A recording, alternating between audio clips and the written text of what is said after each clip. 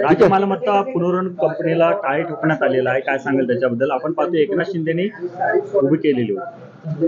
सांगितलं आता मी. नाही, राज्य हे बघा आता कॉन्ट्रावर्सी आली बघा.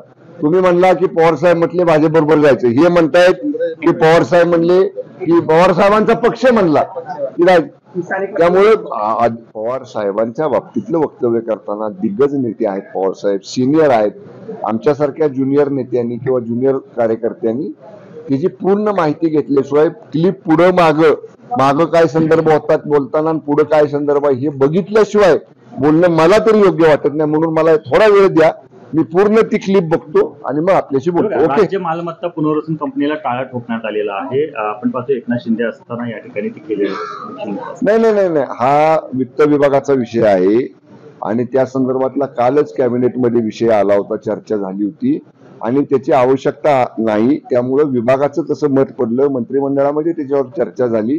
निर्णय कोणाच्या काळात झाला, कोणाच्या काळात नाही झाला याच्यापेक्षा जर त्या बाबतीतला निर्णय आता रद्द करणं उचित असेल तर त्याच्यावर मंत्रिमंडळानं साधक बाधक चर्चा करून तो निर्णय घेतलेला आहे.